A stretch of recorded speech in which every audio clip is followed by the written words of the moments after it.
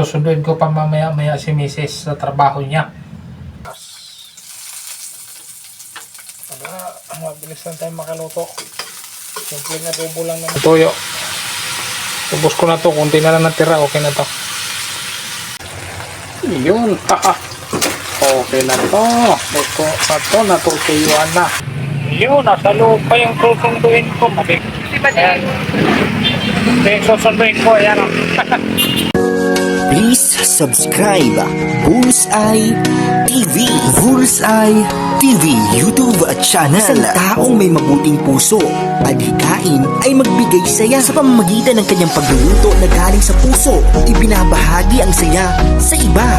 Bullseye TV na palaging maaasahan. Subscribe Bullseye TV. Siya'y tao na maaasahan, kanyang mga content pang malakasan. Bullseye TV ating kaibigan, sa YouTube channel ay ating samahan.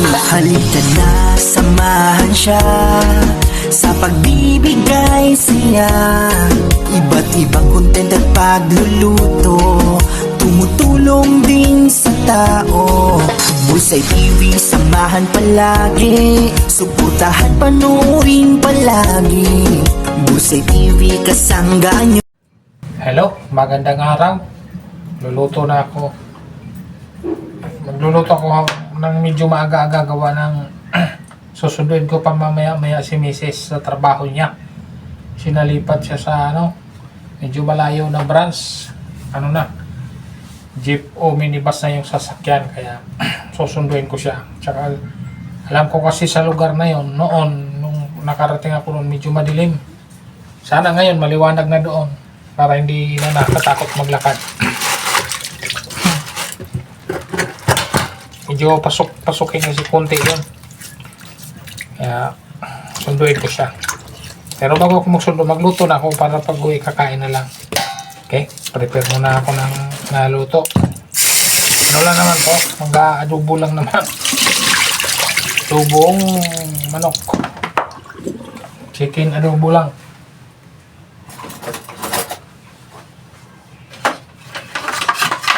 Adobo akong manok. Pero adoboin kong medyo patuyo. Yan.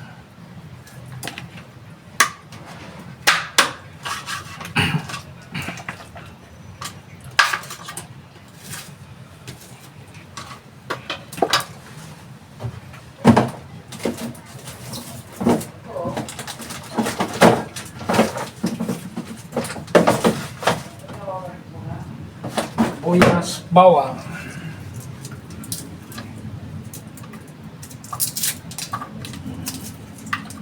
Ito adobo, to? Mabilisan luto at saka simpleng luto. Napakagaling gawin. Yan. Muna akong sibuyas, bawang.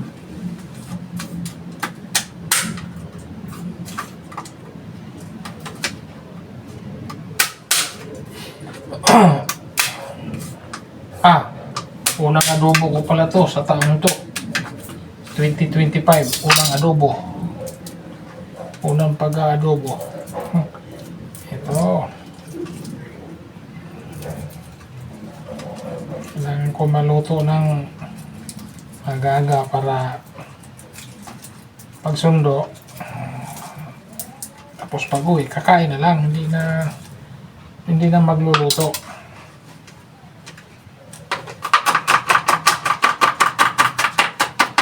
Yung maiwan sa bahay kung magutom, kain na lang sila kasi yung anak ko may klase, kaya kung magutom siya, kain na lang.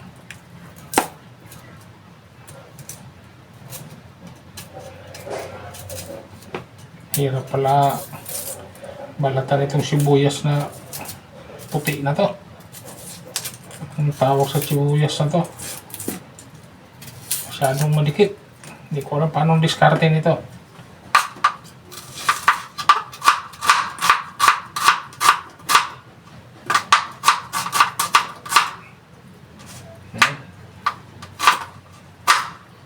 Saan ko na mag-isa? Bawang muna, bawang.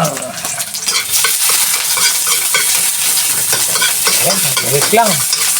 Golden brown na. Sunod ko na ang sibuyas. Mabilis lang tayo makaluto. Simple na tubo lang naman ang lulutuin. Para kunti lang naman kami kakain. Kunti lang ang adubuhin ko. Magano rin kasi ako. May kunting adobo para sa kakain ng mga dalaga. Kung si Mrs. kakain, di okay na. O kasi magulay-gulay lang ako. Pakulo lang ako ng okra. Okay na yan. Solve na. Medyo sabi nga nila, bawas-bawas sa karne ba? Yan, okay na to. Bawas-bawas tayo sa karne. Kunting karne lang yan. Kunti.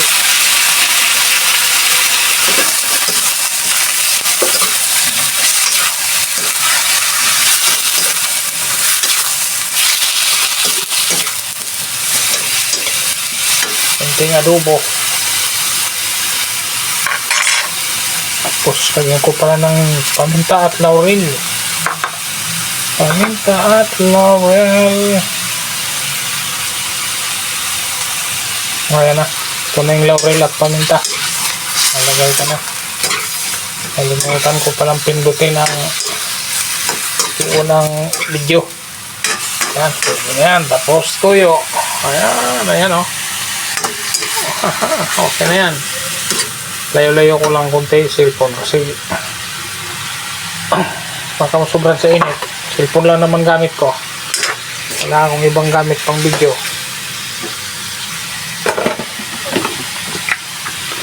Konting toyo. Ubus ko na to. Konti na lang natira. Okay na to.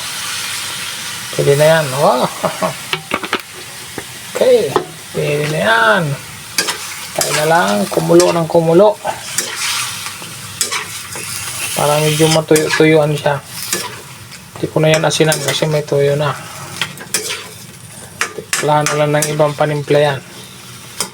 Para lumakasan ng gusto. Yan lang. Simpleng timpla lang sa adobo. Paminta, laurel, sibuyas, bawang, tuyo. Tapos kunting suka. Ayun na. Pwede na. Kunti lang ang suka. Pwede na yan. Sa adobo. Ito yung napakadaling lutuin. Ano to? Pinoy recipe to. Pinoy recipe. Itakpan ko muna. Yun. Okay na to. Ito na to. Natutuyuan na. Pwede na to. Ayan o. Medyo natutuyuan na, lutoon na, kainan na po, pwede na. Kaso magsusundo pa pala ako sa aking commander. Okay, pwede na yan. Para pag uwi namin, may pagkain na siya. Ako kasi magugulay pa. Ayan po, ito na tong inadobo ko. Ayan o, ito na. Tapos ko na makaluto. Ngayon prepare naman ako para susunduin ko si Mrs. sa kanyang trabaho pag uwi. Medyo madilim kasi at medyo malayo-layo yun. Malayo-layo din ang lakarin. Sana maliwanag na ngayon ang dadaanan. Okay po, kandito na lang kasi magsusundo pa ako sa aking asawa. Ito, susundo naman ako ng asawa. Kasi naliit ko sa ibang branch. Kaya kailangan ko sunduin. Mas malayo. Kaya ito, maglalakbay na naman. At pagsusundo ng misis. Ayun, sasakay ako minibus or jeep. Ayun, lakarin ko muna.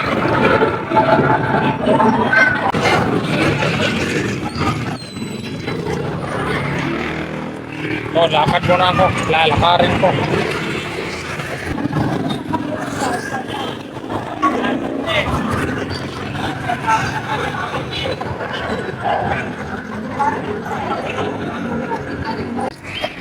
Dito na ako sa kanto, maglalakad. Dito na po.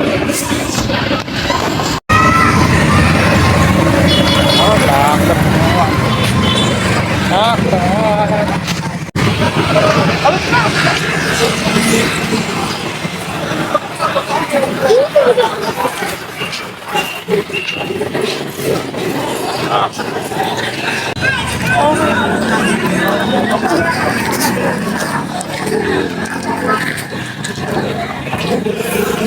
Yan, dami ditong kainan.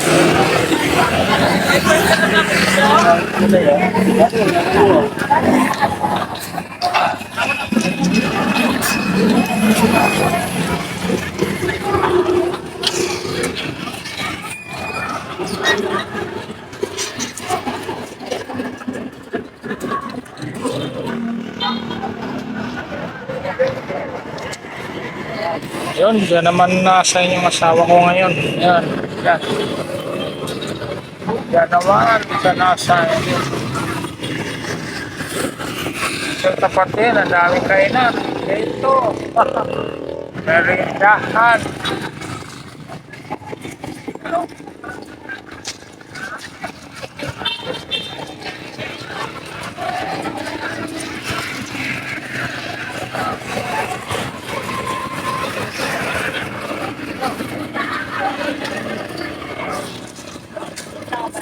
May ko na sa loob.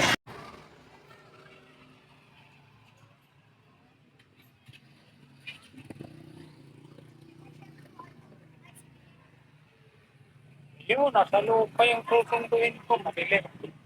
Ayun, madilim. Yun, nasa loob pa.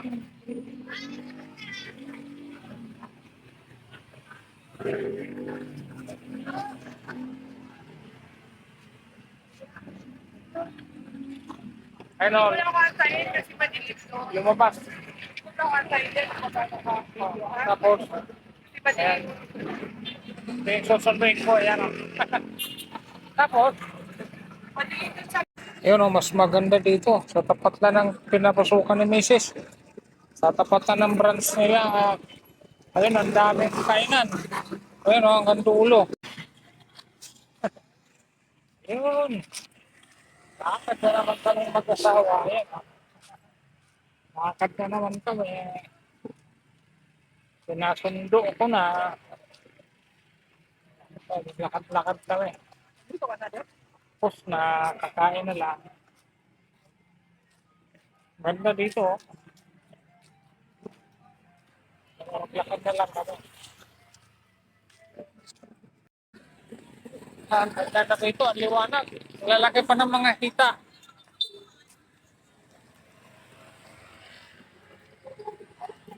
Kapag may paanin doon. Pero ano may bag dito sa ano nga yan. Ba't ang daming singgal? Sira na yung ano ko. Nakakita ko doon ang daing. Oh. Yun. Dati, ang dilim dito. Ngayon, ang liwanag na.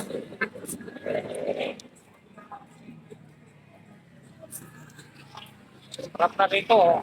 Lakad-lakad.